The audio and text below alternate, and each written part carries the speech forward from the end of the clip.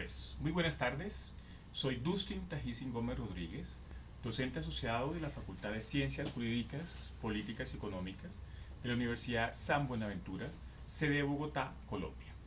En esta oportunidad voy a presentarles un breve análisis desde la perspectiva de una disidencia del discurso hegemónico de la ciencia económica como es la bioeconomía, pero teniendo como derrotero las ciencias de la complejidad.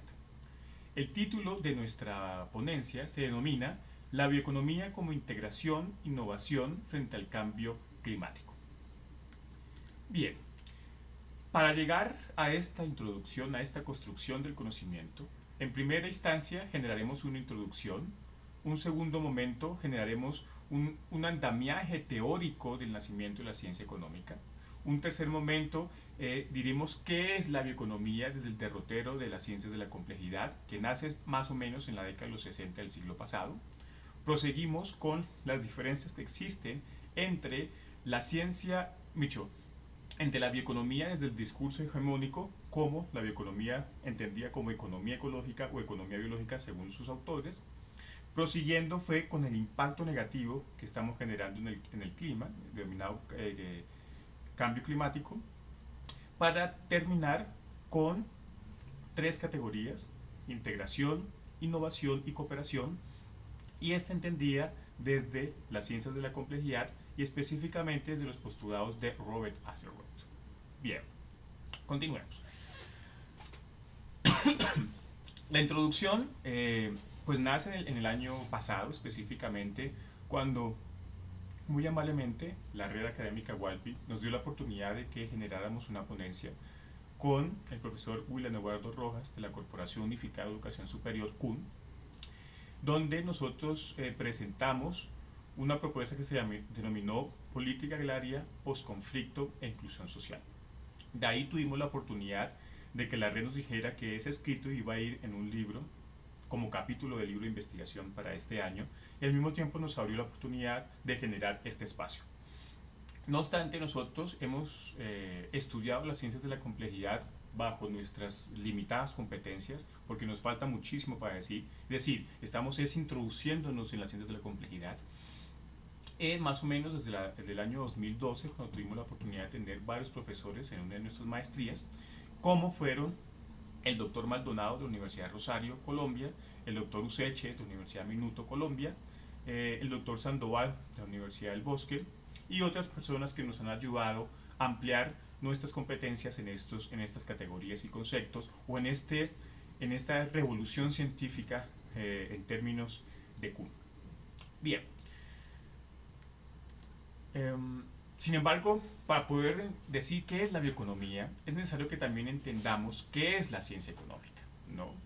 Para iniciar, voy a leerles una frase que dice uno de mis profesores, el doctor Maldonado de la Universidad de Rosario, como lo dije anteriormente, que dice lo siguiente: por analogía, puede decirse que la física constituye la base material de las ciencias exactas y naturales, y que la economía lo es para las ciencias sociales y humanas. ¿Qué está diciendo ahí? Que las líneas argumentativas de lo que podemos decir dentro del paradigma moderno se puede diluir en dos fragmentos. Uno es la física mecánica newtoniana, que se ve en las ciencias naturales, y el andamiaje teórico de las ciencias económicas, que se pueden ver en las demás disciplinas. Es una frase contundente y fuerte que ya la vamos a explicar de dónde puede seguir ese proceso. Bien. Para nosotros los economistas, a mí me encanta mi disciplina, adoro ser economista.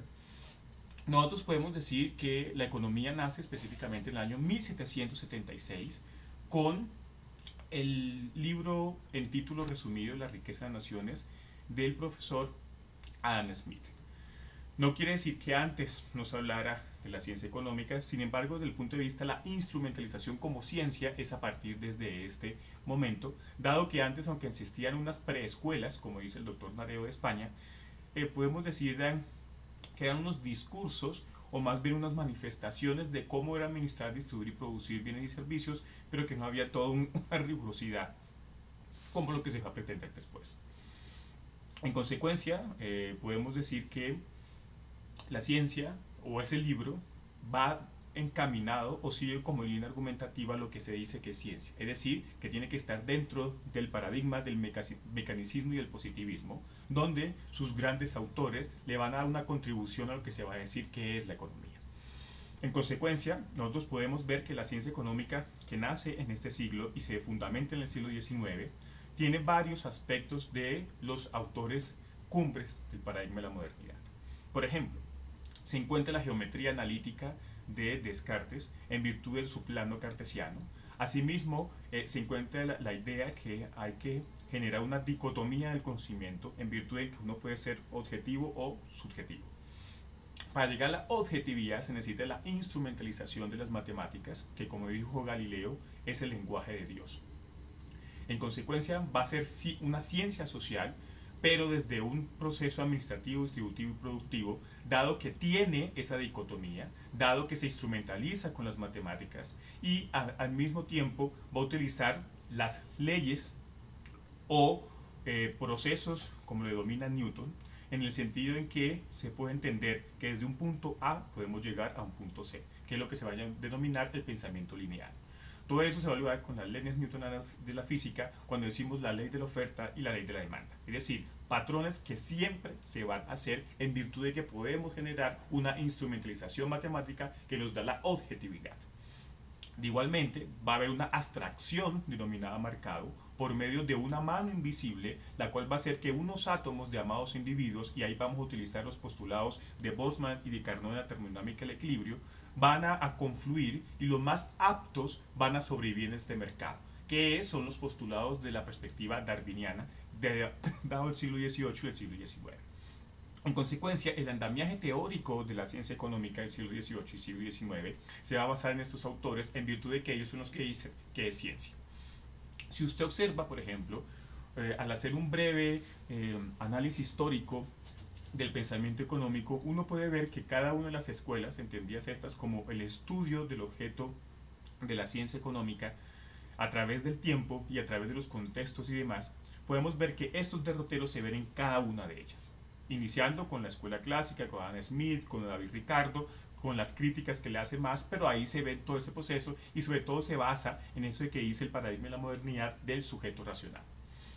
Proseguimos a finales del siglo XIX, inicio del siglo XX, con la escuela neoclásica, la cual se instrumentaliza con las matemáticas y podemos ver cómo las derivadas de Newton se pueden funcionar para entender los costos marginales y otras categorías que los neoclásicos van a introducir. No obstante, con la crisis de 1929 se replantea este discurso y llegamos a un punto en que llega una nueva escuela, que es la keynesiana, la cual dice que lo más importante es la política fiscal y que, volvemos a lo mismo, lo que importa es analizar el presente en virtud de que cuando estemos en el futuro estaremos muertos. Proseguimos ya después de un estrés de varias décadas de este modelo a la escuela monetarista, más o menos en la década de los 60 y 70, cuando el premio Nobel en 1976 de Friedman dice que la política fiscal ha sido excesiva, que hay una burocracia ineficiente como ineficaz y que se ha aumentado una categoría de la macroeconomía como es la inflación. En consecuencia especifica que todo proceso de inflación es de la política monetaria.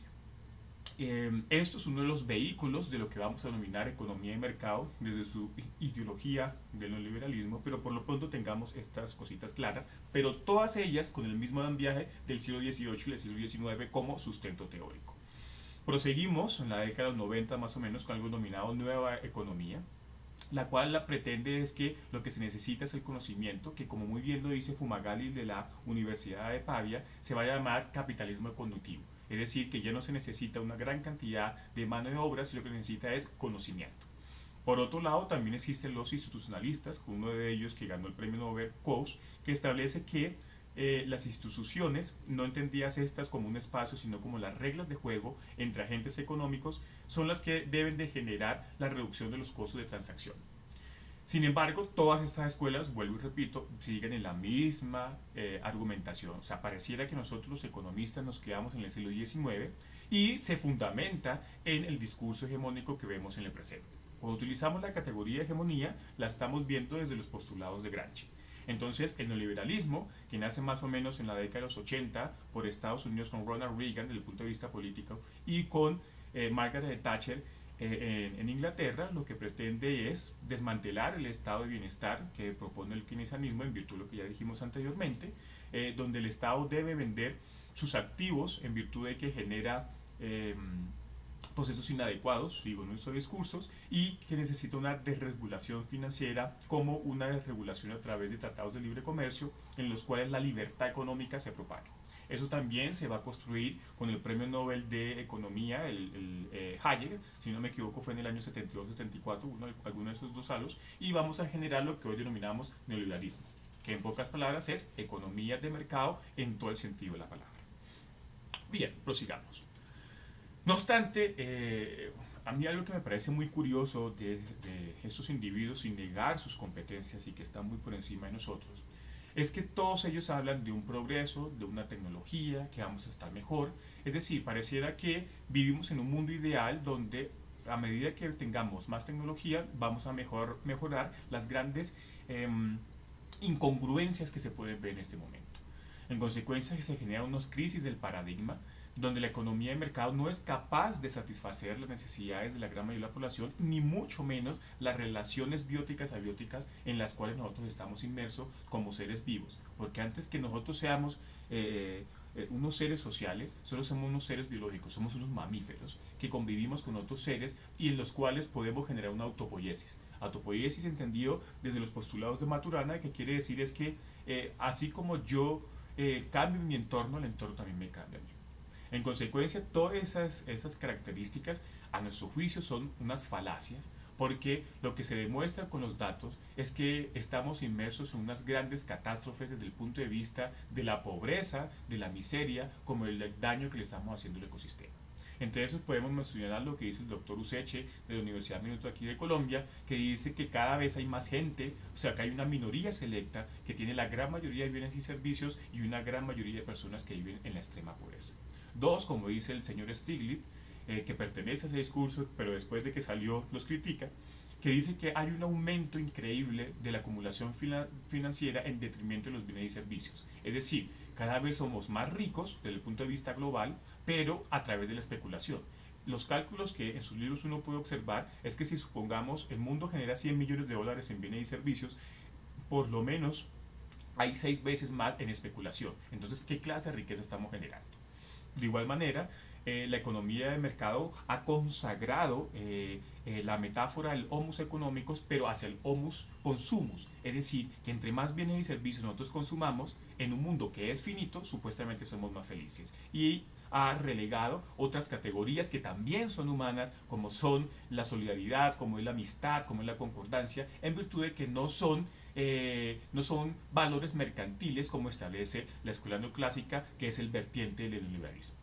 De igual manera, esto ha generado que haya un desecamiento como agotamiento paulatino de la vida, y esto lo voy a poner en camillas porque no tenemos las suficientes competencias para decir qué es vida, ¿cierto? Pero podemos decir para esta argumentación que es entendida desde la perspectiva de la calidad y armonía entre los seres que vivimos en este planeta.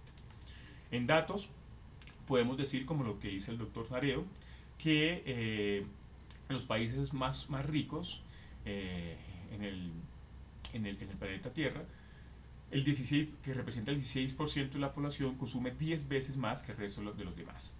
Y tenemos la idea de que sencillamente a punta de tecnología vamos a mejorar. Pero si vemos más datos, y disculpe que lo lea porque lo voy a leer porque es bastante largo lo que voy a decir, podemos decir lo siguiente.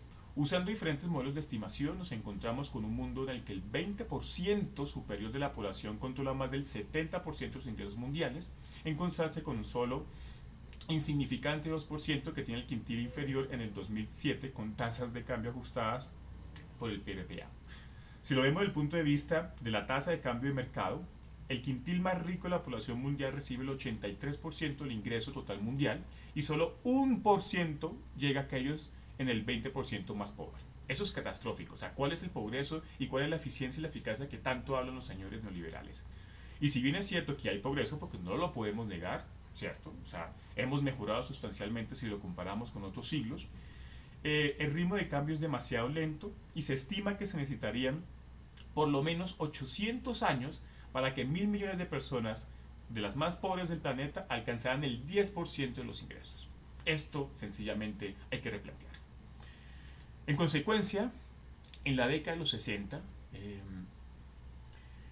Georgescu Royen genera unos artículos y unos libros totalmente relegados del discurso hegemónico, en el cual establece la necesidad de que la ciencia económica, en su marco teórico, en su corpus teórico, también entienda las relaciones bióticas abióticas, ¿cierto?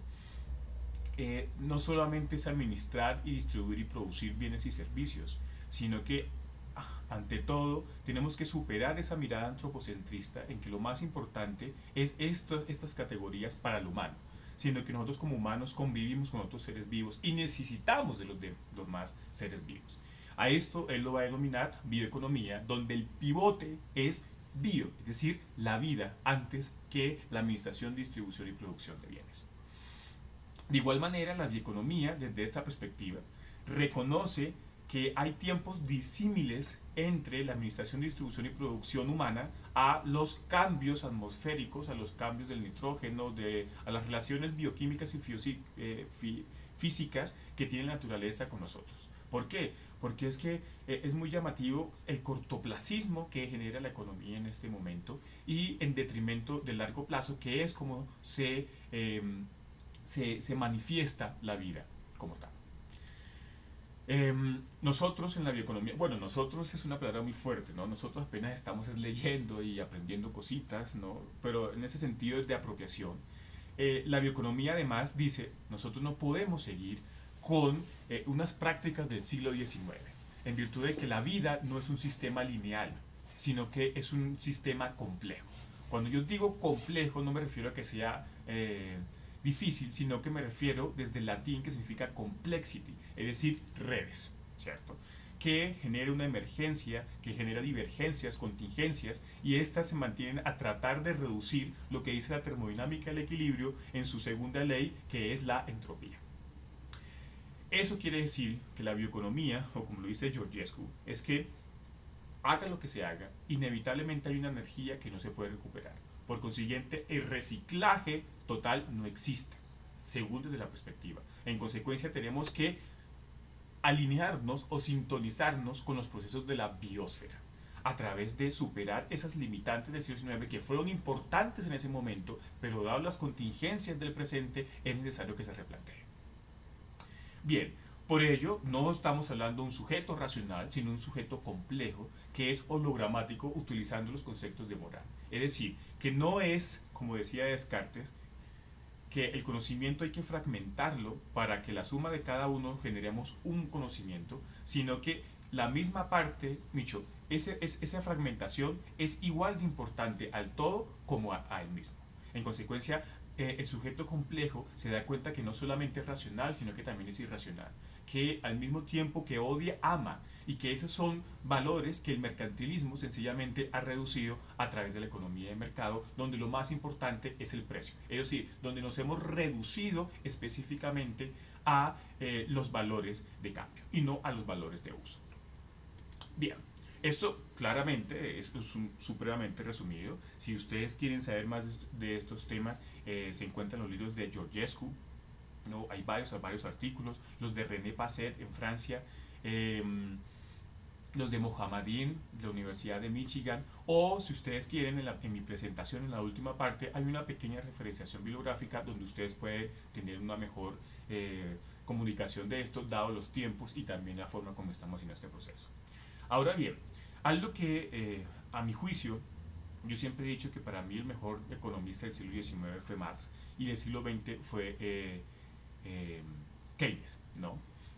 Sin embargo, hay cositas que no estamos de acuerdo con Marx, por ejemplo, que él decía que el capitalismo inevitablemente se iba a acabar, pero es todo lo contrario. El capitalismo parece es una partícula disipativa en el sentido en que evoluciona. Cuando uno cree que va a caer, increíblemente genera otras manifestaciones. Se creyó que en 1929 y generó otro proceso. Se generó aquí en el 2008 y generó otro proceso. Bien, desde esa perspectiva, en que ya estamos dándonos cuenta que hay un impacto negativo de las relaciones de transformación productiva y transformación social en el ecosistema, la economía de mercado se ha inventado o no, inventado no es una palabra muy fuerte, más bien ha utilizado otras herramientas para poder disminuir ese impacto. Una de ellas es la economía ambiental y otra de ellas es la bioeconomía desde el punto de vista de los postulados de la OCDE y de las comisiones europeas, como desde la nueva economía, ¿cierto?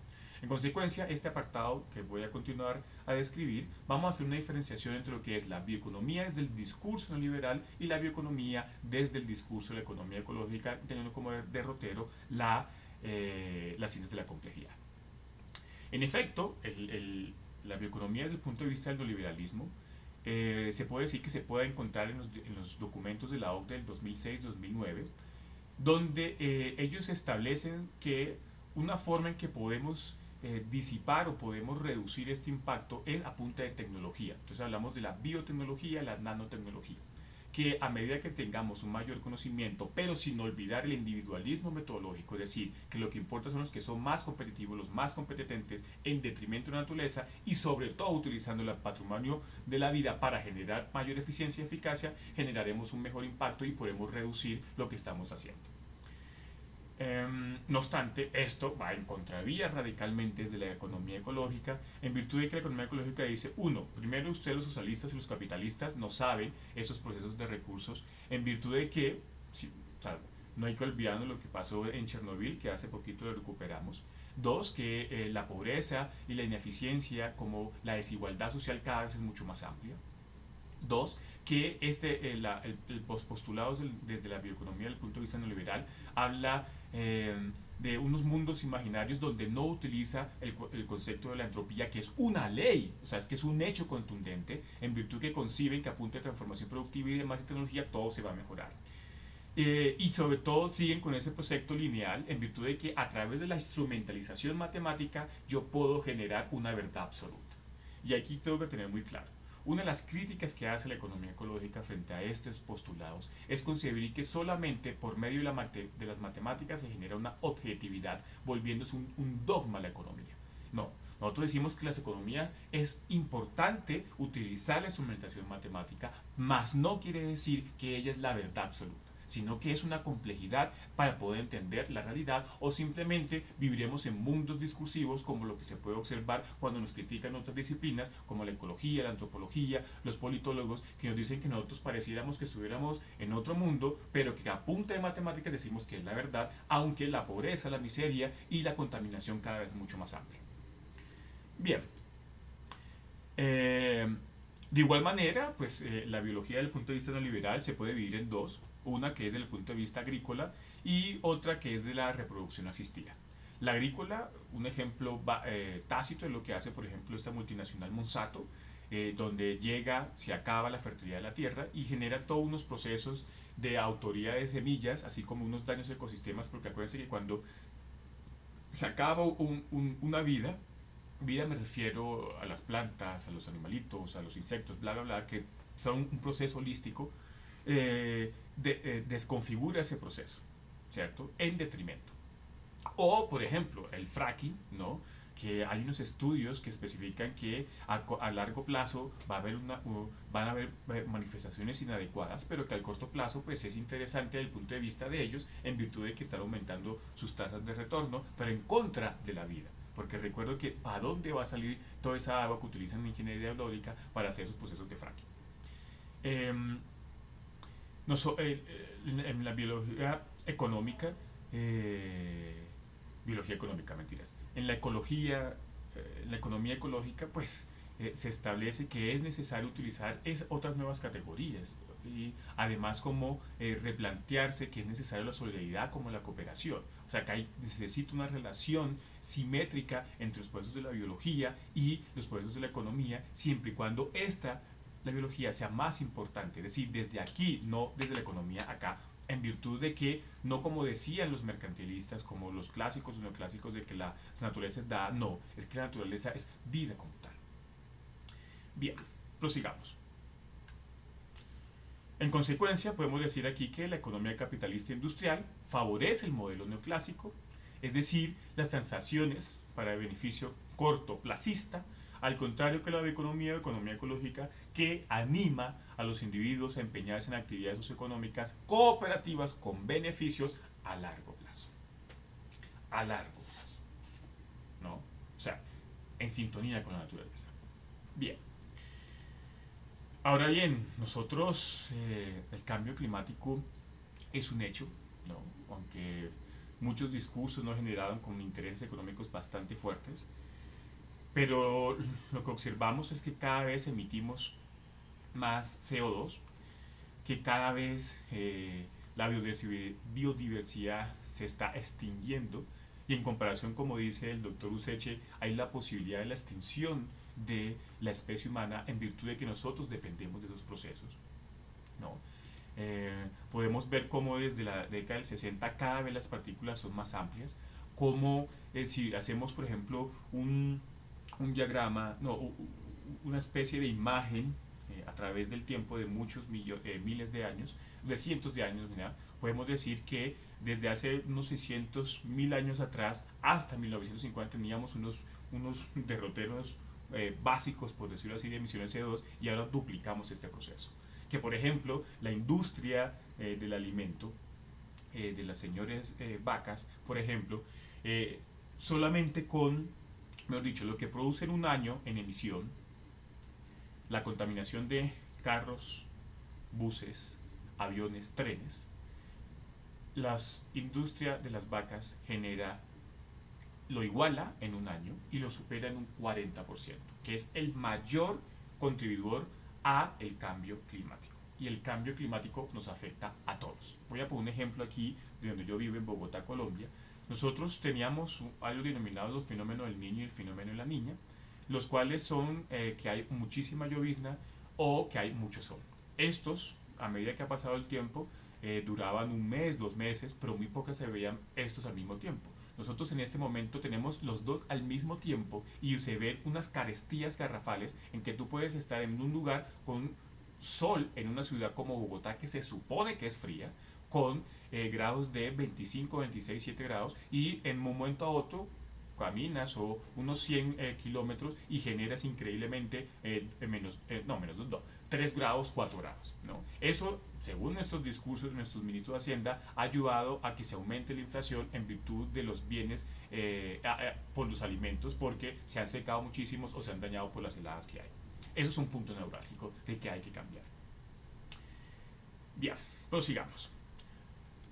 En efecto, podemos decir que la actual actividad empresarial nos ha hecho perder la integración temporal, porque yo convivo con el otro, al carecer ya el sentido del pasado y dar el salto al futuro a través de un presente virtual que nos dice que es la tecnología, en vez de un presente real, es decir, que nos demos cuenta que nuestro impacto hacia el ecosistema es desastroso, sobre todo nuestro hogar común, que es el planeta Tierra, el cual es finito, y nuestra propia especie, en todo el nombre del progreso. Progreso para unas minorías que no somos nosotros. Bien, ahora bien, ¿qué decimos que podemos mejorar? Bueno, pero antes de eso quiero otro ejemplo. No sé si ustedes conozcan Colombia, pero digamos lo más parecido a una ciudad es Bogotá. Si nosotros lo comparamos con Santiago de Chile o comparamos eh, con Buenos Aires, ¿no? Es lo más parecido que tenemos a ciudad. Nosotros tenemos un río, como todo proceso de geografía económica y de las comunidades, que en virtud de que todas las comunidades en promedio se han hecho al lado de una fuente de agua, un llamado que se llama Río Bogotá. El río Bogotá en el presente es una cloaca de todos nosotros. Es un río totalmente negro que en otros tiempos era el que ayudaba muchísimo a los municipios que están alrededor de Bogotá como una fuente hídrica para nosotros, pero ahora es la cloaca de la ciudad de Bogotá. Este río desemboca en el río más grande que tiene Colombia, que es el río Magdalena, que va desde la parte del norte hasta muy entrado en la parte del sur, y este mismo desemboca en el Mar Caribe. Lo interesante, o más bien lo preocupante, es que hay un pueblo cercano aquí a Bogotá que se llama Melgar, más o menos a unas 2 horas, y hay una parte en que uno se puede hacer en como una especie de montaña, en la cual usted observa cómo entra el río Bogotá al río Magdalena. Lo desastroso del proceso es que el río Bogotá entra negro al río de Magdalena, el cual es el río más grande y es el mayor afluente de agua potable de la gran mayoría de los municipios de Bogotá hasta el Caribe, ¿cierto? Entonces, toda esa contaminación que llevamos nosotros llega al río Magdalena y se reparte a todos. Y al mismo tiempo llega al mar, que parece ser la mayor cloaca de nuestro mundo. Es necesario cambiar ese proceso, ¿no? No obstante, no podemos decir que todo sea negativo. Increíblemente aquí en mi país ya comenzaron a hacer unas leyes en contra de utilizar bolsas, porque aquí para todo utilizábamos bolsas en virtud de los últimos estudios en que pareciera que para el 2050 la mitad del mar va a estar llena de bolsas. Pero los procesos de leyes ambientales en mi país son supremamente limitados y van más desde perspectivas de los intereses económicos de las grandes multinacionales que en beneficio de los mismos ciudadanos que compartimos, por lo menos en este momento. En consecuencia, es necesario relacionarnos de otra forma, porque si en algunos países tienen unas excelentes leyes, pero aquí no, les recuerdo que todo la naturaleza es holística y la contaminación que yo genero aquí también se dará cuenta los señores ingleses de una u otra manera. En consecuencia, la contaminación que yo genero aquí en Bogotá, que llega al río Magdalena y este llega al mar, inevitablemente ese mar estará en Inglaterra, estará en Alemania, estará en Dinamarca y estará en Estados Unidos, así como la contaminación de ellos. Por consiguiente, es necesario otra forma. Y ahí es cuando nosotros hablamos de integración, innovación y cooperación. Entonces, integración la vamos a entender desde el latín que significa integration, es decir, desde la completitud con otros estadios. Es decir, necesitamos la relación con los otros. Dos, la innovación, aunque la vamos a entender desde el manual de Bohr desde el punto de vista de complejidad, vamos a ver más desde la ciencia de la complejidad cuando decimos es que necesitamos crear otras metáforas, otras formas de interpretar la realidad en virtud de que lo que estamos haciendo, aunque ayuda a una minoría, no nos ayuda a todos. Y esto podemos decirlo que lo deconstruimos a través de la cooperación y específicamente los postulados de Robert Axelrod en uno de sus libros que se llama La evolución de la cooperación. ¿Qué queremos decir nosotros ahí? Que es necesario que cooperemos, ¿no? Pero hay que cooperar no desde el discurso romántico, sino que, como muy bien lo dice Robert Axelrod, que se basa en primera instancia en la teoría de juegos y específicamente en el dilema de prisioneros, y es que si yo no coopero con mi otro agente, en este caso los otros países, sencillamente ambos vamos a perder, ¿no? Que es el toma daca, como lo establecen en el dilema de prisioneros. Al mismo tiempo establecemos que entre más parecidos hay más posibilidades de cooperar. Un ejemplo tácito es Mercosur o la Unión Europea, ¿no? Así como la información que yo tenga de los demás me van a mí a tener una idea de cómo yo me voy a comportar con el otro proceso. En consecuencia, nosotros lo que decimos es que es necesario que cooperemos y que ampliemos los discursos que tiene la ciencia económica, o sencillamente hay una gran posibilidad de la extinción en masa. Que no es posible que nosotros estemos trabajando para una minoría selecta, mientras que la gran mayoría de la población sigue en unas hambrunas y mientras cada vez se está acabando el ecosistema del cual convivimos. Es necesario que el diálogo con otras disciplinas, lo interdisciplinario, ¿no? Entendido interdisciplinario como a través de, sin negar que tenemos nuestros motivos, nuestros gustos, ¿no? O sea, no estoy diciendo que sepamos todo, no, pero sí que es necesario que yo me pueda cobijar con otros discursos para poder interpretar mejor la realidad, y que la fragmentación que dice Descartes del siglo XIX no ayuda, o como dice Chakrabarty, lo que hace es un feudalismo intelectual en que yo economista solo hablo con economistas, yo sociólogo solo hablo con sociólogos y cada uno por su lado.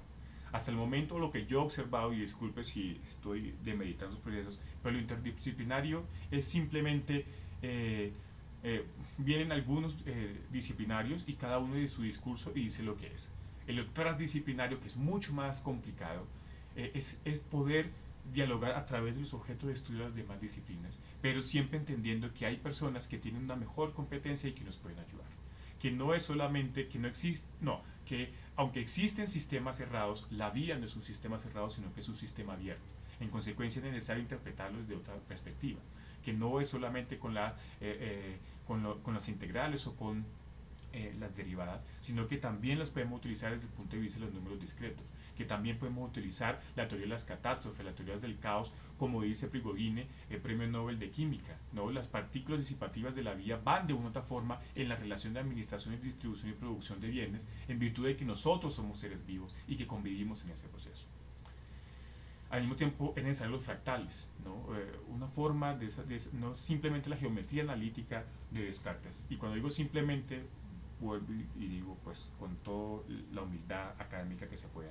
Pero es necesario replantearnos y los fractales nos pueden ayudar a eso. La simulación también es muy importante. La simulación de la forma como las redes entre los seres vivos ayudan a que se mantenga el ecosistema. En consecuencia, nosotros decimos que es importante la vida más que la administración, distribución y producción de bienes y servicios, que es más importante el largo plazo que el corto plazo, que es más importante la vida que el precio o que es más importante el valor de uso que el valor de cambio. En consecuencia, les doy las gracias por haberme escuchado. Espero que el, los argumentos hayan sido lo suficientemente coherentes. Eh,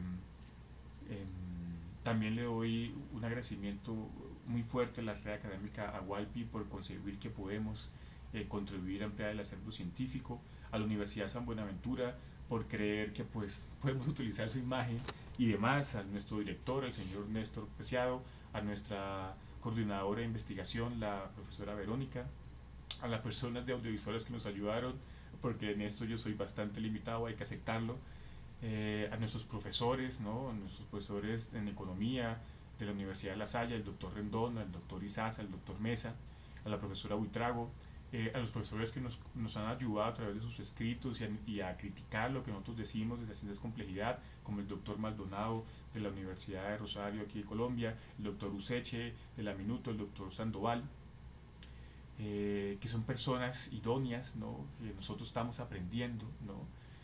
Al doctor Andrade de la Universidad Nacional, un biólogo evolutivo interesantísimo para las personas que les llame la atención, y en consecuencia son, como se pueden dar cuenta y emulando a Newton, nosotros nos paramos a través de grandes pensadores, ¿cierto? Nuestro fin en ningún momento es darle una solución, no, porque eso sería seguir el mismo pensamiento lineal. Yo encuentro el A y entonces ya sé cuál es el B, C y D. No, lo que podemos decir es que hay un hecho contundente y es que estamos jugando a extinguirnos y que los discursos de progreso y tecnología no son para la gran mayoría de la población como lo muestran los datos y que es necesario replantearse desde qué y para qué estamos estudiando economía. Muchas gracias por su tiempo y cualquier cosa que ustedes necesiten, mi correo es dgomez@usbbog.edu.co, el cual espero escucharlos o sobre todo aprender de qué hacen en sus países o qué estamos haciendo nosotros para mejorar este proceso. Muchas gracias.